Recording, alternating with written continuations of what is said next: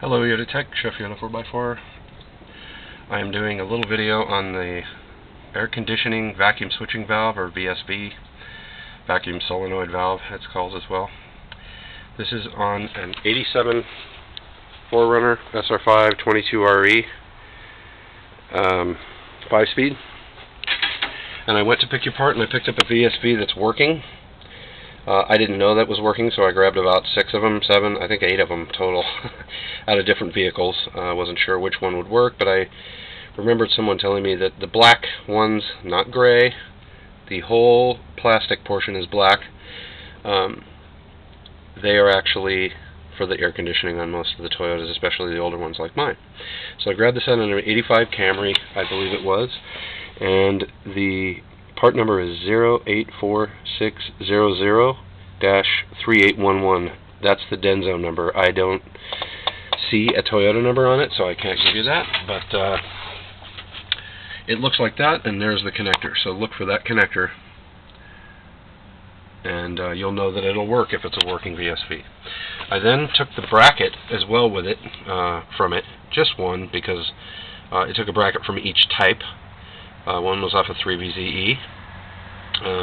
That one won't work actually. It doesn't open when it doesn't switch voltage the same way as this AC does, which idles up from this switch, and that sends a message to the computer or whatever that it's beginning to compress, and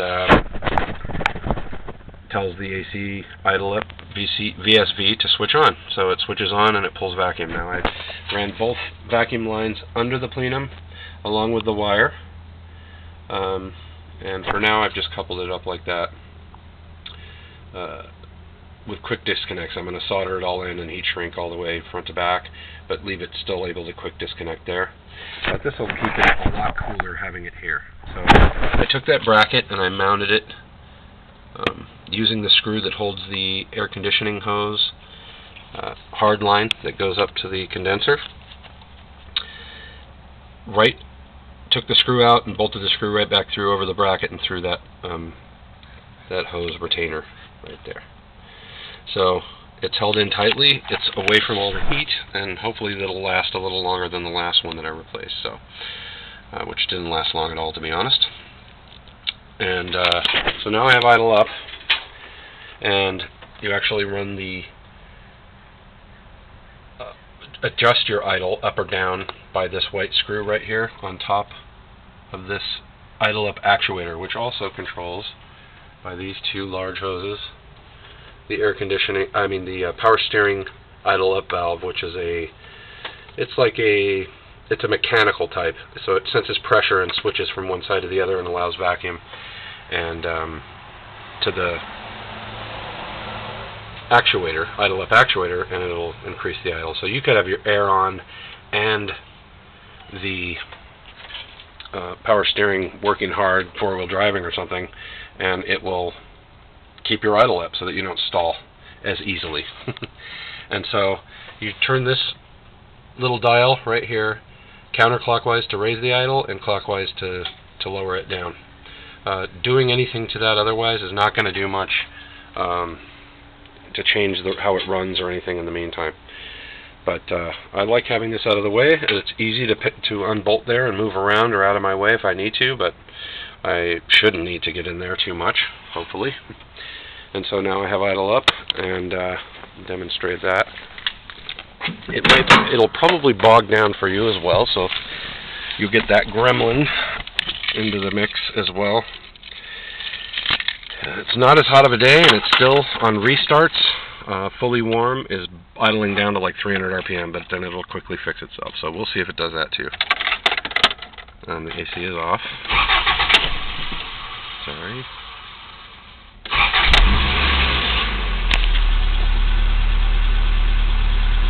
Okay, so idle is up at the moment around 850. It'll come back down. It takes a second. Now, if it's going to bog down, it'll do it fairly quickly within 10 seconds. It feels like it is, yes. So there we go, down to 600, 500. Wanting to stall, listen.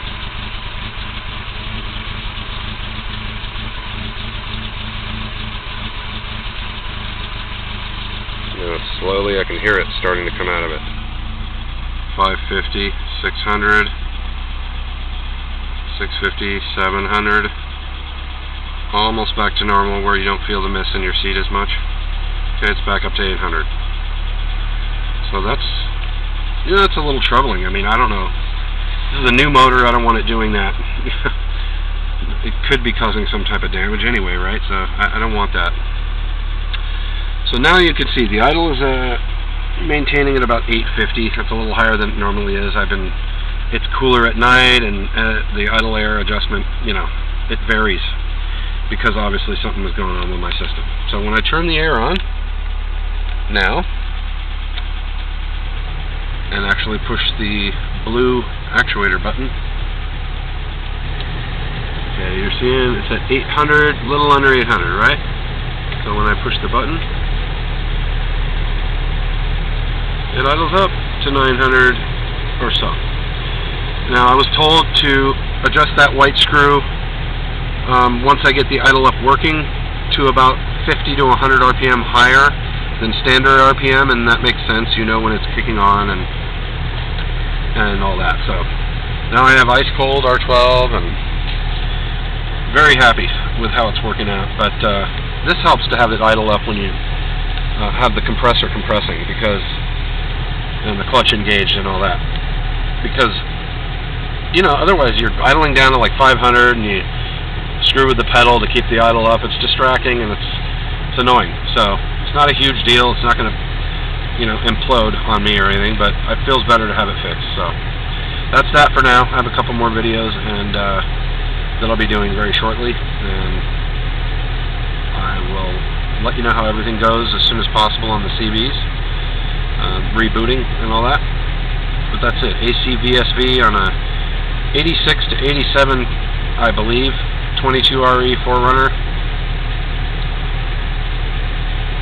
and just get the VSV like I said, including that part number from the Pick Your Part, or maybe online you could find one. You'll probably find one a lot easier than you will for my truck.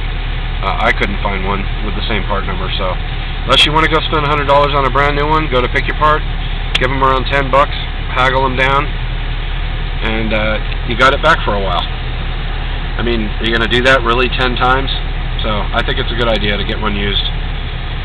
And if you get the aftermarket one like I did, which never sat on the engine to begin with in a Camry, sits on the rear firewall, you'll be better off, because it won't be you won't be dealing with one that's dealt with extreme heat all the time, sitting on top of the head.